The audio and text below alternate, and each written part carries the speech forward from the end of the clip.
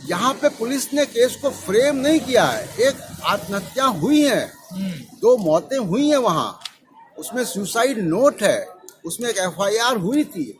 उस एफआईआर में पिछली सरकार ने उसको दबा दिया था। एक अर्नब गोस्वामी की गिरफ्तारी पे आप कह रहे हो कि आपातकाल लग गया, और यहाँ पे कितने एक्टिविस्ट जो हैं वो जेलों में हैं, तब आपातकाल नहीं लगा। कि 55 पत्रकारों पे मुकदमे हुए हैं उत्तर प्रदेश में, तब प्रेस की आज़ादी का ख्याल नहीं आया हमारे मंत्री लोगों को।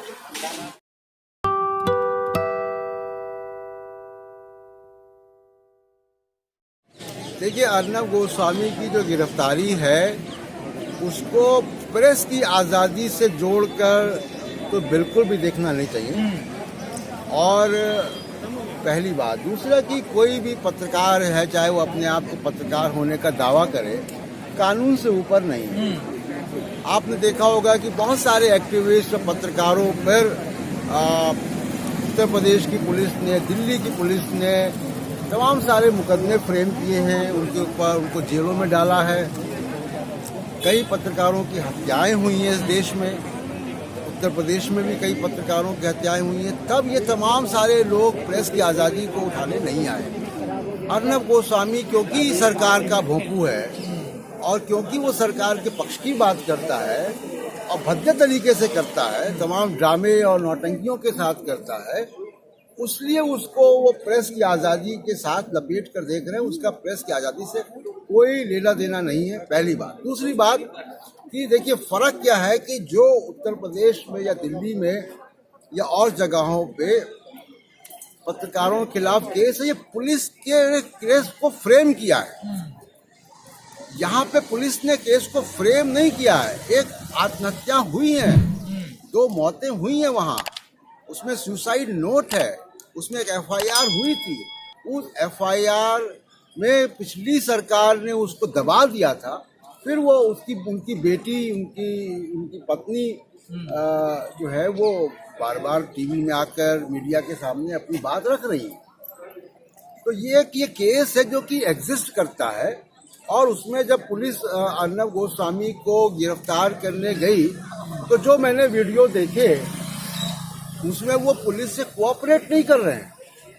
यही नागरिक को, चाहे वो पत्रकार है, चाहे वो कितने भी ऊंचे पद पर है, उसको लॉ इन्फोर्सिंग एजेंसीज को कोऑपरेट करना उसका कर्तव्य है।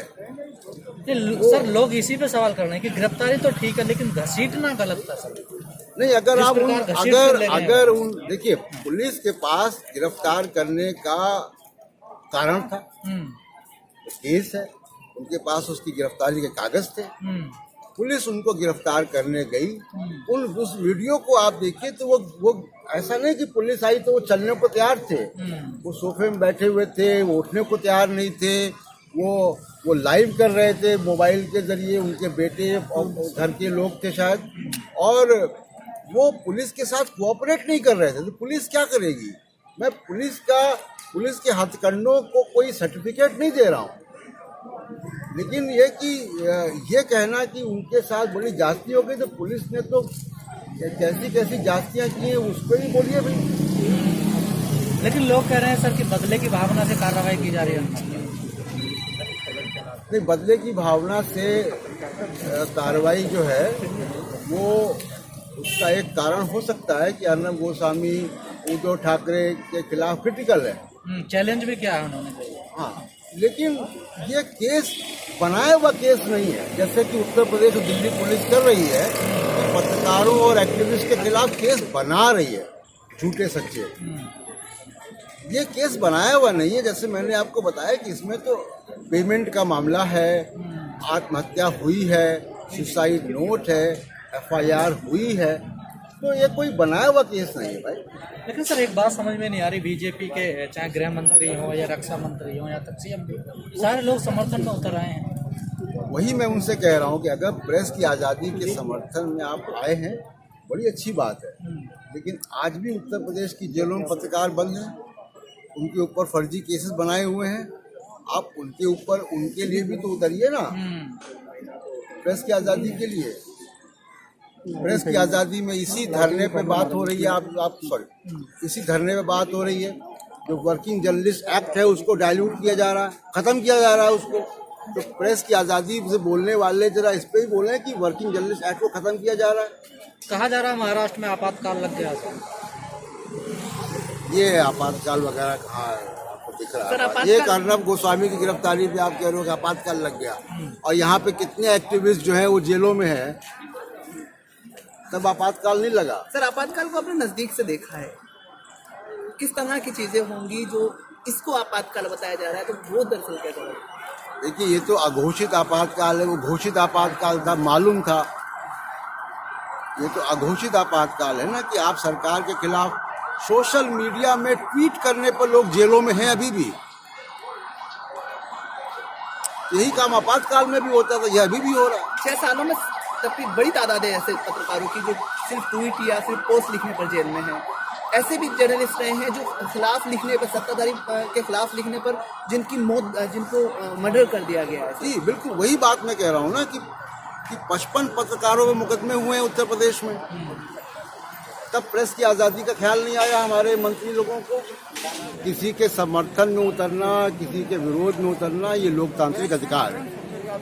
अर्नब गोस्वामी के समर्थन में भी जो लोग आ रहे हैं, उनका ये लोकतांत्रिक अधिकार है, वो समर्थन में आए, शांतिपूर्ण ढंग से कानून के दायरे में अपनी बात रखें, बिना किसी को गाली गलौज किए, बिना हिंसा का रास्ता अपनाए, तो ये उनका अधिकार है, वो कर रहे हैं, उसमें मैं क्या कहूँ। किसान वही है, वो उन्हीं का काम करते हैं, वो ही आरएसएस, बीजेपी और नरेंद्र मोदी सरकार के भोंपू हैं। उनके चैनल का मालिक बीजेपी का एमपी है, तो वो उनको कोई आप एक स्वतंत्र पत्रकार के रूप में नहीं दे सकते। तो जिनके लिए वो काम कर रहे हैं, वो लोग उनके पक्ष में बोलेंगे, ये तो मतलब कॉमन सेंस है। सर, जिस तरीके से प्रदर्शन हो रहे हैं, इसको आप पत्रकारिता और जो भारतीय डेमोक्रेसी है उसके संदर्भ में कैसा देखते हैं? नहीं, ऐसा ये प्रदर्शन वगैरह जो आप बात कर रहे हो, ये प्रदर्शन कोई कैमरों के सामने हो रहे हैं शायद।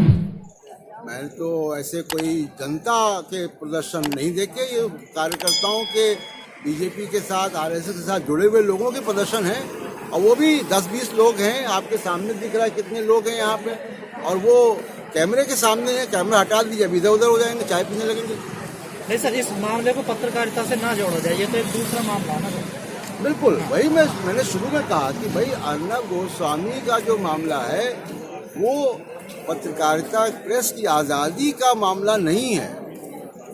ये एक इंडिविजुअल केस है, जिसमें वो क्रिमिनल केस है, उसके वो एग्जिस्ट करता है वो केस, और उसमें गिरफ्तारी हो गई। कानून तो सबके लिए बराबर है। Of course.